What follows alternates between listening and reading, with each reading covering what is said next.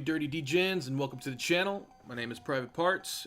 If you are brand new, this is for someone who is brand new or wanting to dive into making video games. The one and only thing you need, especially if you can't afford a computer or anything like that, if you have access to a tablet or any type of internet, you could even do this at your local library.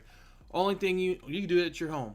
Really, the only thing you need is pad and a pen. You can create all your games on pad and pencil. You can make cutout cards. You can make drawings. You can make maps. You can make rules. Anything you need can be done with pad and pen.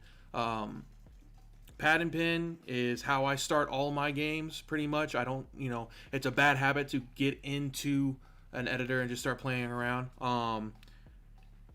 I still do it every now and then, but like for small mechanics, let's say I have an idea. Anyways, rambling. Pad and pen. Write down your ideas. Make them happen. The first step to getting something created is to make it tangible. Get it out of your head and make it physical. So yeah, moving on. There are websites that you can go on if you cannot afford a computer, or if you have limited access to a good computer, like you can't play games on the computer, let alone make games on the computer or anything like that. The website that you want to use is GameStructor.com.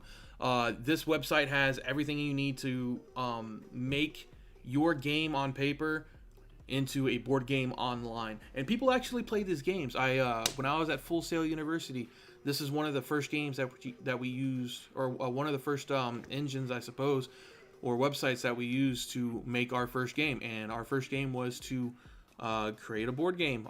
It could be any type of board game you want, board game, card game, whatever. I made this cool little zombie. It was 2 decks. You got to play as survivors and zombies. Each player shuffled their decks, and they had to place units on 3 different lanes.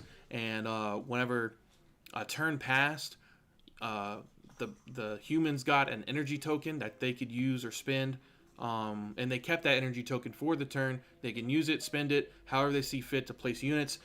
Zombies, they did the same. They got energy tokens as well, and they got to place their different mobs or different units on the ground. And each turn they can choose to move or attack, and they can attack a number of spaces forward, a number of spaces back. And the game, if the humans lasted 10 rounds, they won. And if the zombies got to the end of the of each lane, then the game was over.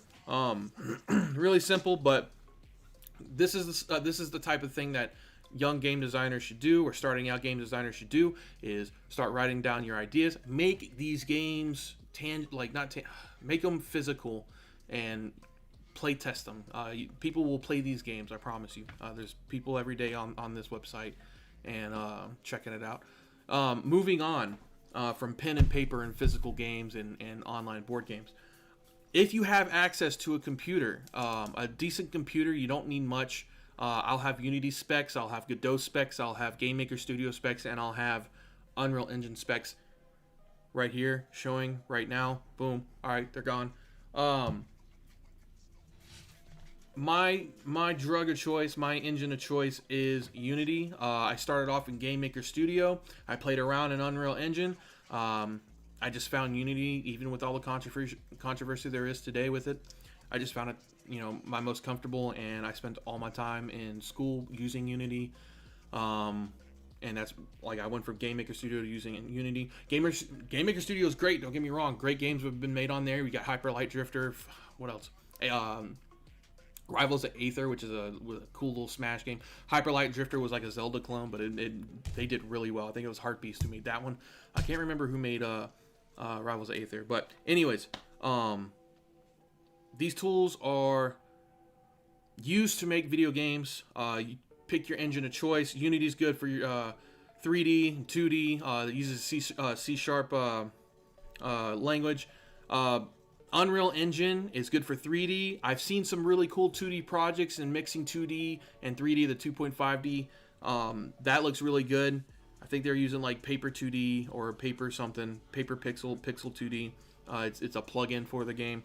They use a blueprinting system, which is visual scripting. It's basically coding, but with nodes. And it's not bad. It's just not for me. I like to see the code, and I just haven't put enough time in to look at C++. Unity Engine or Unreal Engine does blueprinting and C++ programming. If you're savvy enough for C++, check it out. If not, C Sharp's a little bit easier because you don't have to deal with pointers and everything and manage memory correctly. It kind of does it for you on the back end. Godot uses C Sharp. They have a C Sharp plugin with Godot. Godot is good for 3D and 2D games. I actually think it's better for 2D games since I've been digging into it. I haven't started up, but just from what I've been seeing online, it's like pixel perfect for 2D games. That being said, they use GDScript, which is an in-house language. I think it's similar to C Sharp, which is why they have a plugin for C Sharp.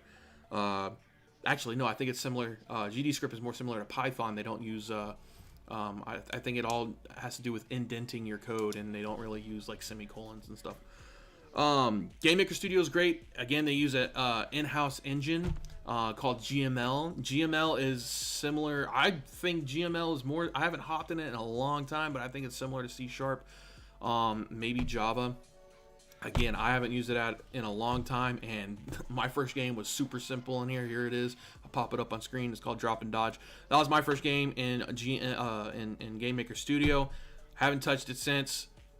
Moving on. There is also engines like Monogame. Monogame's like using old .NET framework or Microsoft's code. Games like Stardew Valley were made in it. Chasm, that was made in it. But it goes more into, I think it goes more into graphics programming. You're programming your own graphics and whatnot. Art programs. Ace Sprite is what I use. That's my tool of choice, and it is amazing. The only thing I wish it had was perspective rulers. So what I do is I use like Clip Art Studio, which used to be Manga Studio, and I use its perspective rulers, and then I scale them down and drag them into Ace Sprite, and I'm able to paint pictures like that. I didn't make this picture, but this is 1 point perspective. Everything's going off in that direction over there. That's 1 point perspective. Moving on, Krita. Krita is a free art tool as well. I haven't played with it too much. I downloaded it once, touched it for a little bit, put it down because I found Ace Sprite. Adobe. Everyone knows Adobe. Blender is great if you're making 3D games. I've seen some people do some really cool shit with 2D stuff in there and making cool little animations there. But Ace Sprite is my tool of choice. There's some other ones out there. I check it out like PicoCAD. I don't know if you can import those at all. I think that's like its own engine or its own thing. But yeah. So top 5 things that you need really. Computer, pen and paper, some art knowledge, some art programs, and a game engine. Music, if you're savvy enough with music, get yourself a MIDI keyboard. Get yourself a MIDI keyboard. Boom, you could use that. You can get yourself a drawing tablet, or you can just use mouse and your mouse and keyboard for pixel art. That's what I use, and you can use Blender for that as well. Maya is good for it. But it really simple short video right now. I just wanted to list off some things and kind of give you a visual aid of what you can do and give you a good route. If you're a beginner, I highly recommend again starting with the pen and paper and doing the game structure. After that, if you want to learn some coding, I'll have some references or video references or video referrals in the description below. I highly recommend, I'm going to say Unity. Unity's great. Not too hard of a learning curve. Really, really good. If you want to do GameMaker, I'm gonna say it right now, GameMaker Studio, you can use it for free, but you can't release your games for free. It takes a license. Unity's free.